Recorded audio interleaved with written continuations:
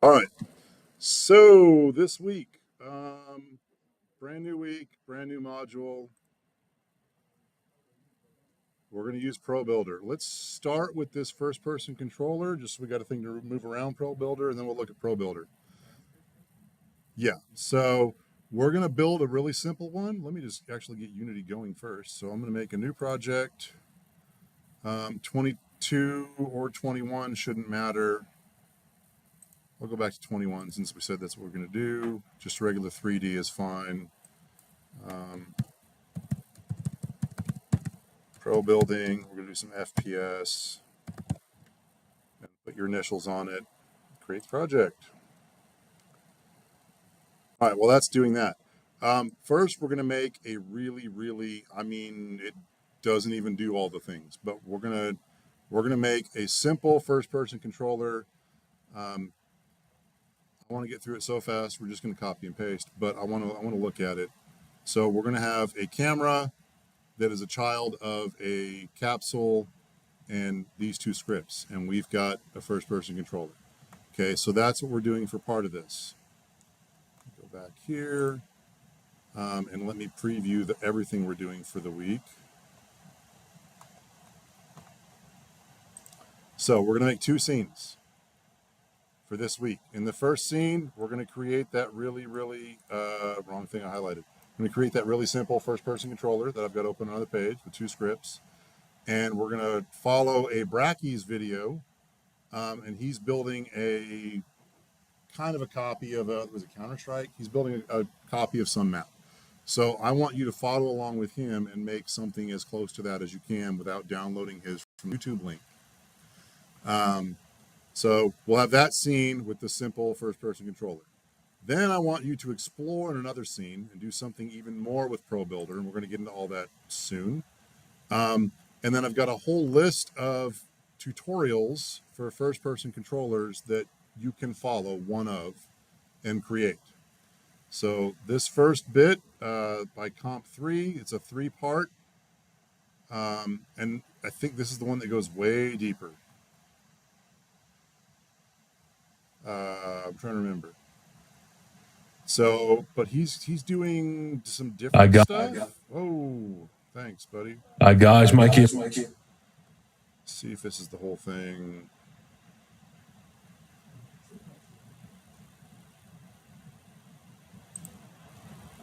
Yeah. This tutorial goes on for 12 episodes, but it's fantastic.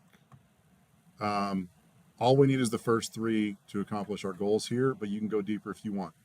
It uses character controller. I am not a fan of character controller because it's basically ignoring the physics engine and just moving the character where you want it to, right? So instead of dropping your guy and using force to go forward, it's like you're just, here's my action figure, and you're moving it along by hand. A lot of people enjoy that, but you've got to rethink a lot of your interactions because we're basically removing our player controller from the physics engine. And so you've got to okay, now when you jump, do this, and instead of just saying apply force and go up, things like that. But a lot of people use character controller because you do get more control without the physics engine messing with you. But personally, I like using the physics engine in my controller because it's already there. But that just becomes a thing. So there's 3 parts there. Dave's got a good one here. This is a nice one. Yeah, this one goes deeper, but I think it'll do all the things we need in the 10 minutes. There's a Brackeys version, so find some, but we've got these. So you're going to follow a tutorial and create a controller. I think it's this one right here, this Comp3. If you go through that, you're basically building a Mirror's Edge, full wall jumping, all kinds of crazy stuff. It's a great tutorial series. So if you want to make something completely nuts, Assassin's Creed Abilene or whatever, that's the way to go. So you'll make one of those in your second scene, and then we'll start on that second scene with whatever controller you've got. We'll start having some pickups and stuff, but we'll get into that probably on Thursday. So filibustered long enough. This opened. We're just going to go ahead and, for our first scene, we're going to save it as something else. We'll call it level 1 because we know we're making 2. Makes life easy. For now, I'll drop in a plane. Make him a big guy. We got a big plane sitting at 0. Save that. And game object, 3D object, capsule. Leave by default. He's at 2 meters high, which is taller than most of us, but like Master Chief. 2 meters is good. 2 meters is kind of standard, especially for first-person games. Just easy to keep in mind. It's a nice even number, kind of like how your Lego minifig is about 5 bricks high, if you did all of that. 2 meters. So we'll leave him like he is. I'm going to take my main camera, and I'm going to make him a child of the capsule, and then reset the main camera. So he's now right in the middle of our capsule. So if you're building a Krang, we got the little face in the belly, then this is perfect. We probably want to pull that up a little bit. So if we pull that up to like 0.75, I think is what I'm talking about. Then we've got our camera right about at head height. And that's a child. So we'll just need to make copy some scripts, and then our guy will be done. So let's call this FPS, and this is one that Ben did for me as a TA, so we'll give him credit. FPS Benji, and we'll make some scripts. Let me see what the names of those scripts are going to be, so I'm not lying to myself. Player movement seems legit. That.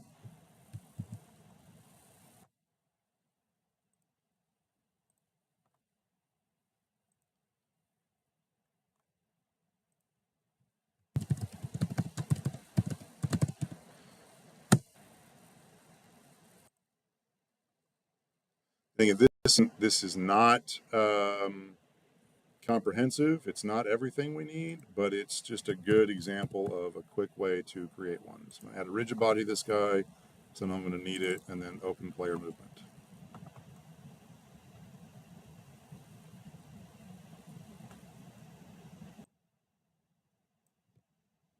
All right, let's look at what's going on here. So we're getting, right off the bat, a handle on our rigid body. So we know what our rigid body is. We're getting a vector for move input. We've got a float for character speed. And here's a kind of a safer way to do what we did before. Was public float walk speed, public float run speed. This serialized field is a cool way to expose a variable to the inspector but not make it public. So if my variable's public, then any other script in my game can access it, right? My enemy AI actually developed AI. They could access my player script. It could say, slow down, and like mess with it, or people could, totally public fields. That's a good way for modders to, give you godlike abilities. So serialized field is just a safer way to keep something private, but also expose in the inspector. So we got walk speed, we got jump speed, we got jump force, and we got some Booleans for is jumping, are they in the air? And is grounded, are they standing on the ground? Probably this reflects a lot of the things we downloaded last week and the week before, as far as control, but here it all is. In start, we're going to get our rigid body and assign it to RB, so we always know what it is. So we're not every update, every frame going, hey, do we have a rigid body? Where's it at? Because that's expensive. All right, in update, called once per frame. We're going to be looking for the left or the right shift. Wait a minute. Darn it. Is this using... Yeah, I hate it. Okay. We're going to look for the left or right shift. If shift is down, then our speed is run speed. And if we're not holding down shift, then our shift is walk speed. This talent is like what we were talking about on Discord. I'm exposing a variable, I'm assigning it, and I'll use it later. Okay. So just based on some input, I'm going to say, you're running, no, you're walking. Now I'm going to get the move input. So I'm going to get the horizontal and vertical axis of whatever. It could be thumbstick, could be WASD, could be arrow keys. I'm going to get all that combined as my X and Z input, and then I'll move by that input times the speed, whatever I've decided I'm doing, running or walking, and then there's our time.delta time because I don't know what my frame rate is. Okay, and then also, if someone hit jump and they're on the ground, then we just set a Boolean to is jumping true. Since we're using rigid body for jumping, we don't want to call the physics rigid body thing an update. So down here in fixed update, I'm just checking this Boolean. Are we supposed to be jumping?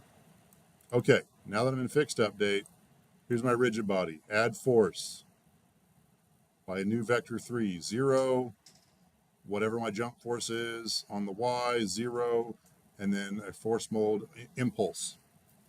I'm saying jump, and then right away I'm setting is jumping to false so that I don't Minecraft creative mode and just keep jumping into the sun. And then we're just looking for triggers. So we're gonna set a trigger at our feet that's going to get this call, not our actual capsule collider, but a different collider. And if that trigger is touching anything else, we don't even care, we're not checking it, then is grounded is true, and we can jump up here. If that trigger is not touching anything, we're already in midair, and again, don't let them jump. Is grounded as false, so even if they spam the jump button, but we're not on the ground, we're not going to set is jumping to true. And that's it for the controller on the player. Yeah.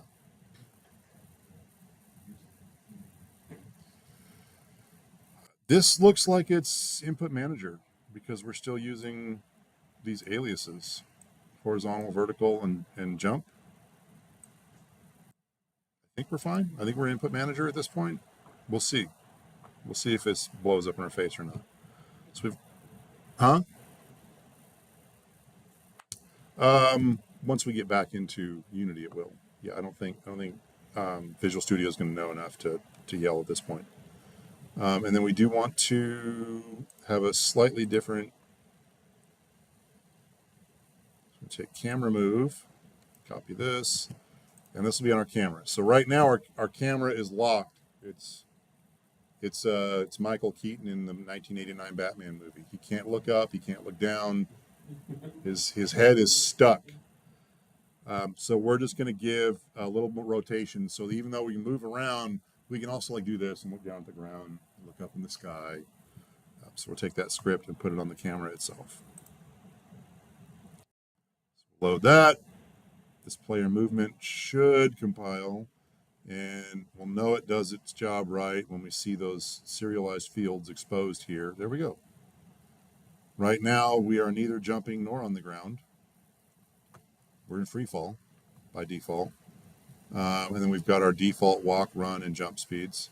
So I'm going to come down here to the main camera. I'll add a new script, and it was camera move.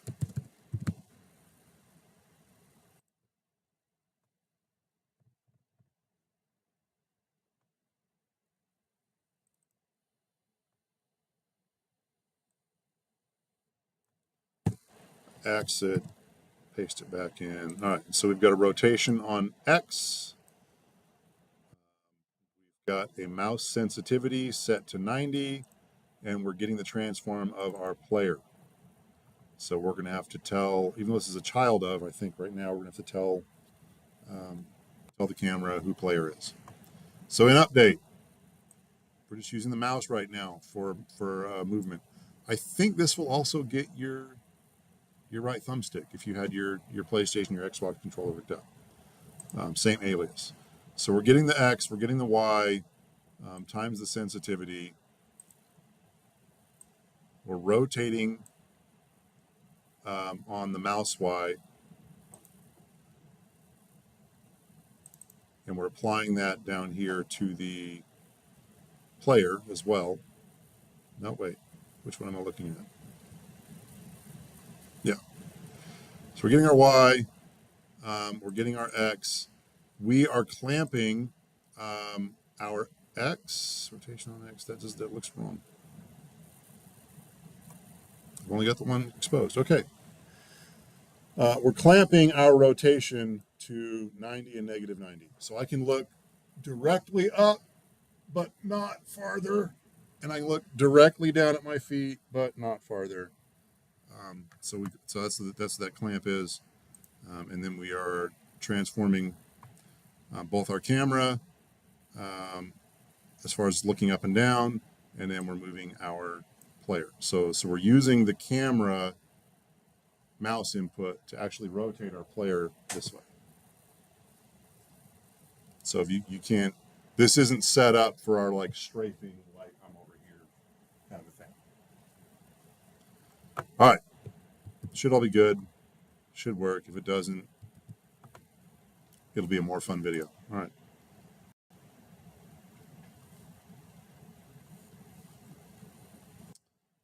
Just going to go ahead and tell. They're going to drag the player down here to player. Should all be good. Let's just try it.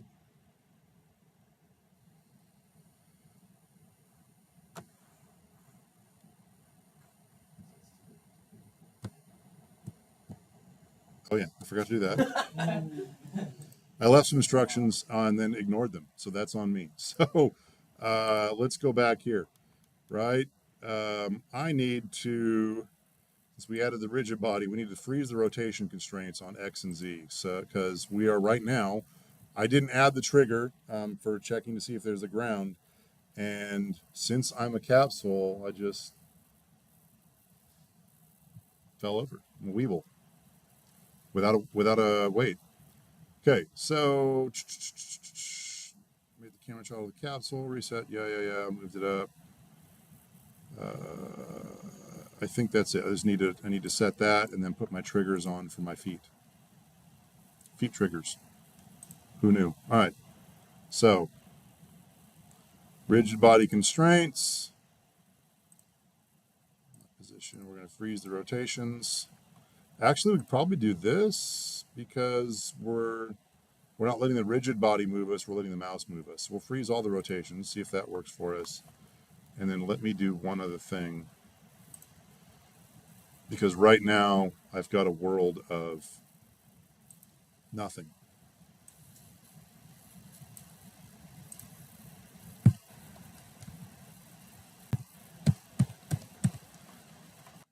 Some kind of landmark out here.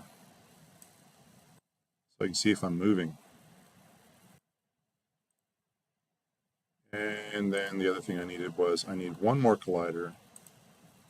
So we'll just put a box collider at his feet.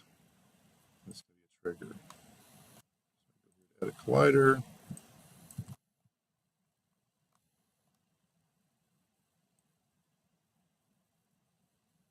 Make sure I'm getting the box, not the capsule.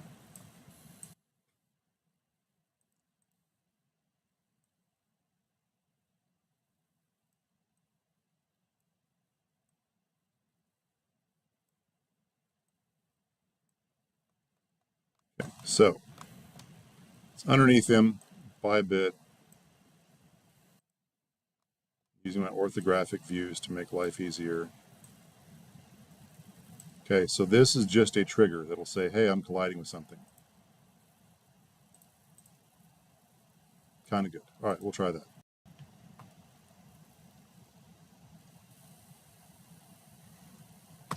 Didn't fall over, which was nice. I feel like the mouse sensitivity could be a little better, but move forward.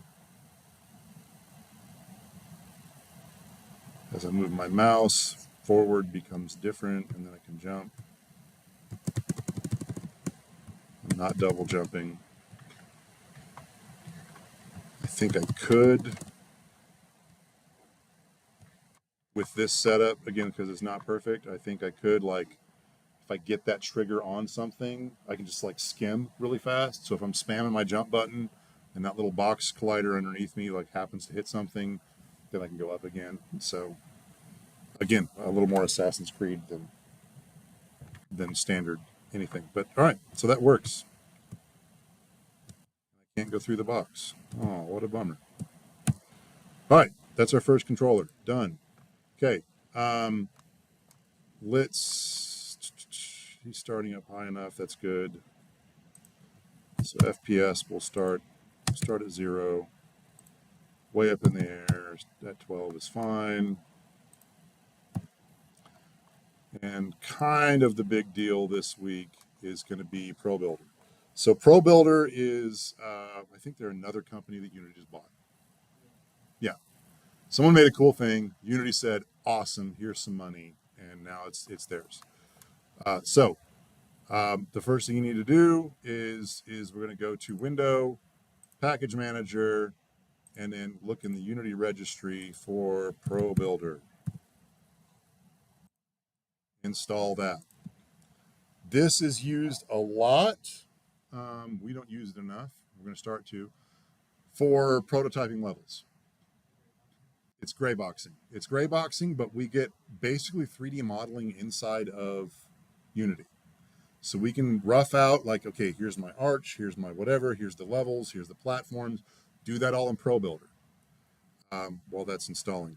And we get the dimensions all working fine because we've already got our 2 meter high Master Chief player, right? And so we block out the level as level designers, gray box it.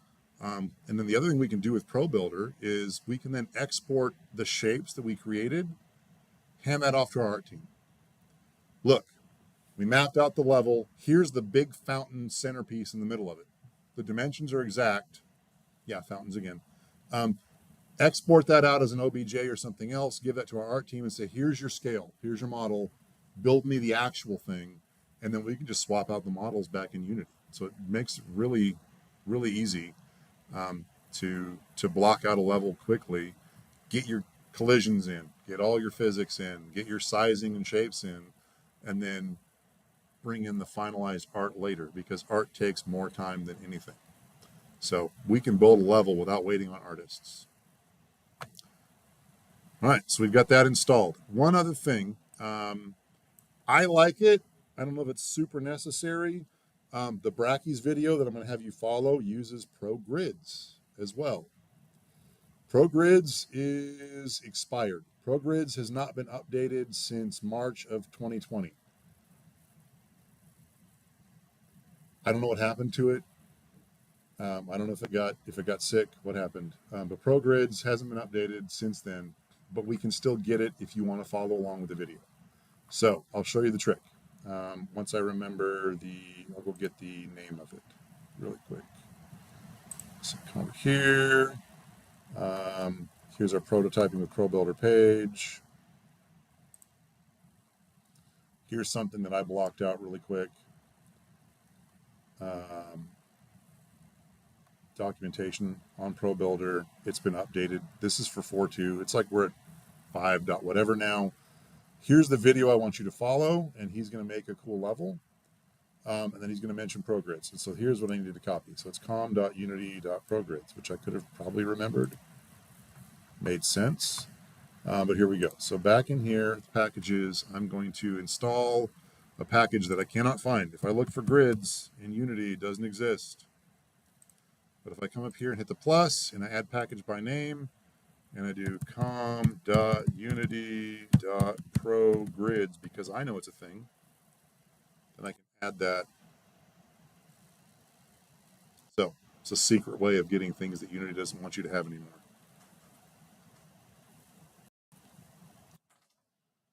ProGrids is nice. If you've got it turned on and set up, all of your movement and all of your building, even in ProBuilder, will be constrained to your settings on ProGrids. So fantastic if you know you're going to be getting modular level pieces later, everything's going to be 1 meter or 2 meters or whatever, then we're good to go. And you're not like, oh, this model is 0.0037 intersected with this other model, and then you get weirdness. So it's a cool tool. You don't have to use ProGrids in your level 2, but he's going to use it when he's building level 1. So that's how you get it. All right, so we've got ProGrids. It's experimental. Oh, one other thing I didn't know. Weird. Okay, let me just download it. It's possible you'll have to go to Edit and then Project Settings and Package Manager. And oh, it didn't do it. Okay. So since we're shortcutting by giving it the exact like com.unity.progrids, you just let us do it. If you want to use pre-release packages, like stuff that Unity's like not done building yet, but you're willing to experiment with, you can check this box and get other stuff. We used to have to do this when ProGrids was experimental. Now that it's expired, we just grab it from the archive while no one's looking. It's the best I got. All right. So now we've got this tools menu here. We've got ProGrids, and we've got ProBuilder. ProGrids is this guy right here. We've got to move our own standard toolbar to use it. We can turn it on, and then I think that's it. So we can change the grid size here. I think we can change it all here, right? So here's our snap settings for it. Toggles the drawing. Is it on or off? All these things. But you'll see it come into play when we start building ProBuilder stuff. So you can turn grids on even with your stuff. And so if I set my snap value to 5, because I'm just using really, really big stuff, and I start moving this box. See, I'm not getting smooth movement out of him. Since he is 5, it looks a little funny. Let's just do this, just to prove it's working. We'll do 25. Okay, now I'll move him. He's only snapping every 25 units. You can kind of see that reflected in the transform here. So grids is cool for just like laying things out just so. Huh? You want to know what I think? Because of this. I think they like their thing there. I don't know. There's other snap things that are available, but grids is just nice. I will tell you that there have been problems in the past with ProGrids. Like, since it never was fully baked, it's always been experimental. There were some instabilities that I think that just never got fixed, and so they just walked away from it. I have had ProGrids work fine on lots of projects. I've had other projects where Unity just went belly up and just dirt because it's like ProGrids wasn't working for whatever reason. What are the problems? I don't know. Probably neither does Unity, which is why they walked away from it. They're like, look, I don't know what the deal is. Just throw it in the can. We'll do something else. And when you've got that much money, you can do that. All right, so that's grids. And then ProBuilder. So we can pull up our ProBuilder window. And then this is, we can have it either as a dockable window or not. So not there, right click here. So I right click on this guy. So there's text mode or icon mode. Icon mode is going to match what you're going to see in the Brackeys video. And then this is a dockable window, right? So I've got 2 of them open. That's awesome. Wrong thing. So I can put this guy over here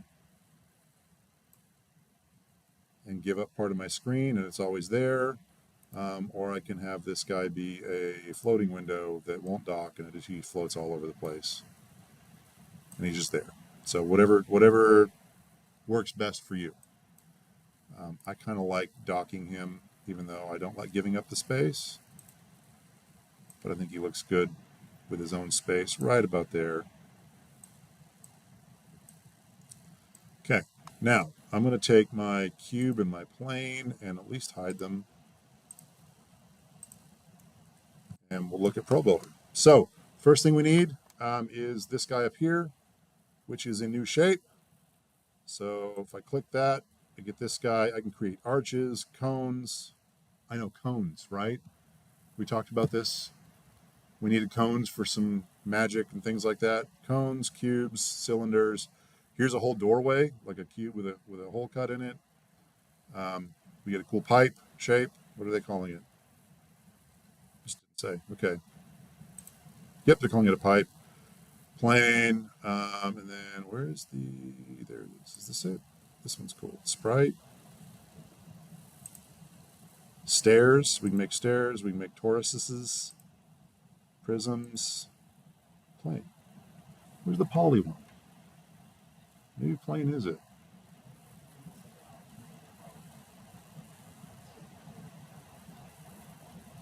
There we go. Polygon. Okay, so let's start with poly, just because he's not going to cover it in the video, but it's kind of cool. So, ooh, I've got my grids at 25. Let me set that down to something else. We'll put that at like 2.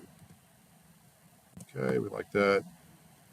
I can now sketch out complex shapes. Why? I don't know, because I can. And then, why do I need this wall? I don't know, but I want it, and I'm going to have it because it looks cool. So that's what the poly tool does for us that he doesn't even cover in the video. It's super nice. If you've got an idea, Andy's life just changed right there. I like poly. So if you came in with a good piece of concept art, right, or like a map, like I could just drop a Google Earth image view of this campus in here, and I could trace over the top of it with the poly tool, raise my buildings up, and I've got a gray boxed ACU in no time. Yes,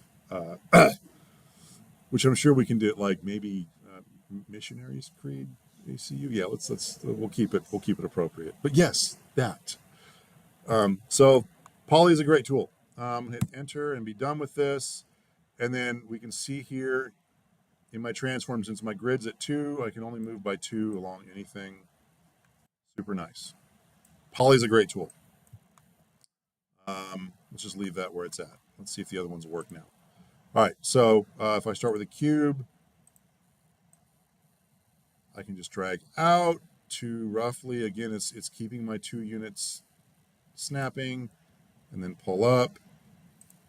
And I can still come in here, and I believe after the fact, I can just change I wanted that 40 and 55. Spoiler alert, that's the shape you're going to start with in the not Blender guy, the Brackeys video. But you can do your type-ins, right? You can set your pivots at, and then hit enter. That's done. Please be done. Be done. Go to another shape and come back. There we go. All right. In the video, and I'm trying to use Blender shortcuts to zoom in on stuff. Doesn't work. In the video, he's going to say, hey, here's a really cool way that I found to make this grid material appear on all of our stuff. We get it for free. So at roughly 1 meter, exactly 1 meter, this grid material is on top of everything. It's a good way to help you with your gray boxing. If I wanted to color things, because this same grid material on everything is a little insane, I've got a vertex color mode here, right? And so I pull up this vertex colors guy, and I've got my cube selected, and I'm like, you know what? You'd look really good as that color. I still get my grid, and I can make a whole level of cute, colorful boxes with grid lines on them. But wait, act now. Call now. Operators are standing by. And I will show you the next thing you can do with this. So look at these magic buttons up here. What does that look like? Edit modes. I've got object, vertex, edge, face. So if I come here to edge and I grab this edge, and let me see if I can find the right tool. Is that it? Insert edge loop. Boom. I got a new edge loop. I can move that around. Grab a polygon over here, hold shift and extrude that up. Hold shift and pull this out. Hold shift, pull this up. These are not meant to be final level geometry. This is still gray boxing. Okay, it's purple now, pink, whatever. This is still gray boxing, but this is fantastic because I can say, look, everything is 2 meters by 2 meters by whatever. I've got my grid size set up. And I can block this out. And again, let's just pretend. Let's pretend for a moment that, let me just escape this. For whatever reason, let's pretend it's a more complex shape than we think it is. No, let's pretend this is. Okay, so I'm gonna zoom in on this guy. For whatever reason, this shape, this rough shape is what I need. I should be able to export this guy out as an OBJ, hand it off to my final level artist, and let me see if I can find where that's at. Huh? It doesn't want me to. Export, so I can get an asset, OBJ, PL. There's all these other ones. OBJ was the standard before FBX. OBJ is fine. It's not as good as keeping materials inside, but for just general geometry, it's fantastic. It's really good. So I can export this OBJ as whatever. Just drop it on my desktop. Okay, save that. I hand that off to my level artist who comes into Blender or whatever else. And they're going to import somewhere in this list is OBJ.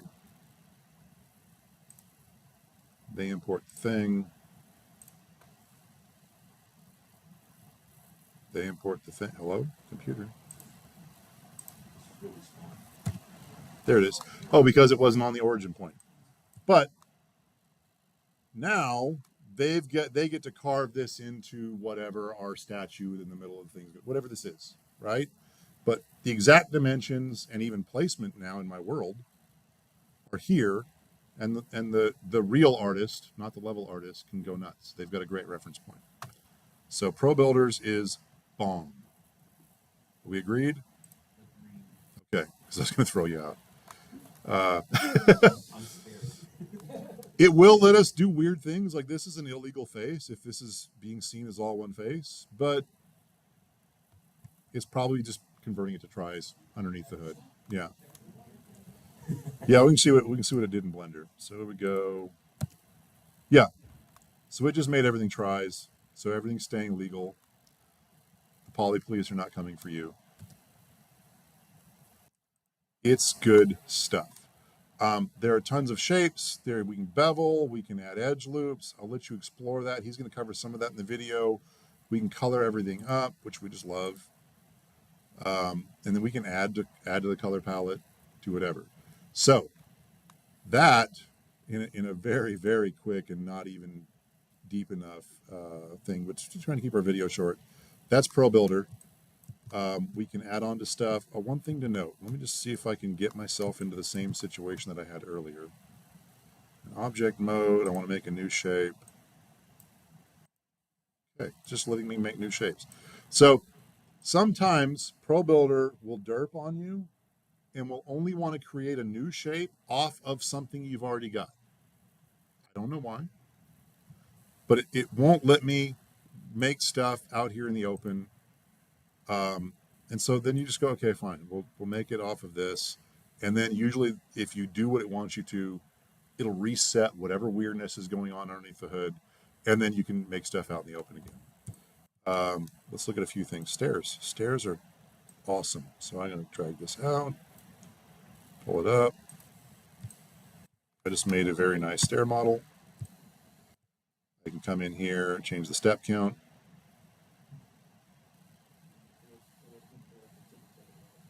Or for these guys.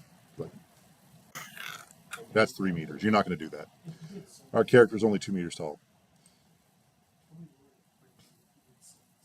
Yeah. This is, we got a poly problem, right? Look at that.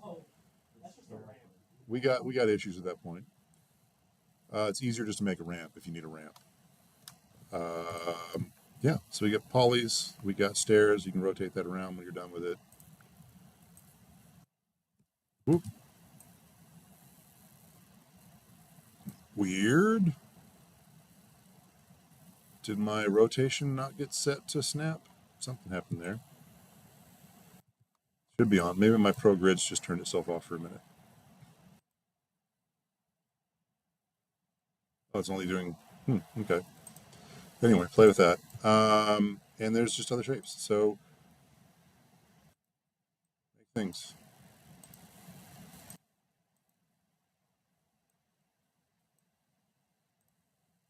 Some very nice shapes in there. That arch did not turn out the way I wanted it to. I wasn't trying to make tweezers, but we did it.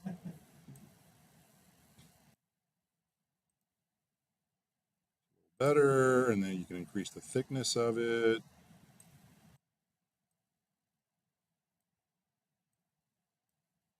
Sides count, make it smooth.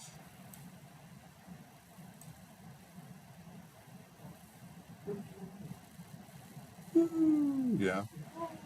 The arch could end up being a circle, end up being a cylinder pipe. Yeah. We don't have to have end caps on it. We could. Doesn't have to be smooth. Lots of cool stuff to do. So he's not going to get too deep into all the other stuff. He's going to do some, starting with a cube. He's gonna make a level out of it, make some more cubes, cut some shapes into it, cut holes into it, and use the mirror tools. And then I think he does the stairs is the other one he does. But that's the assignment this week, basically. We'll get a little deeper into some of the extra stuff on Thursday, preparing for actual weapon pickups. And if we get to it on Thursday, great. If not, we'll add physical bullets next week. So we're going to have some pickups, kind of what you were doing with your force push or even the click force. We're going to instantiate bullets in front of our whatever, or instantiate fireballs, whatever. We'll instantiate a bullet object, use actual physics to propel it forward, and then let it bounce around our world or smack into things or whatever. And we'll get into other types of shooting later with raycast. But that's our mission this week. So follow the Brackies video. It's like 16 minutes. He talks really fast. So yeah, you'll probably actually end up taking like 45 minutes on it because you're like, whoa, what did he just say? Slow it down. You'll make a video. You'll make a level very close to what he's made. Go ahead and get a little creative with it, and then use the FPS Benji that we created in that level. Then you'll follow one of the other first-person controller tutorials, create another one, and then create a second level using ProBuilder, nice and complex as you can, for your second FPS controller to move around it. And we'll do more with it on Thursday. Make sense? Clear as mud? For the people who love 3D modeling, we're ready to play with ProBuilder like crazy. We're excited? Good. All right, as long as we're excited. Yeah. All right, have fun. Go to chapel.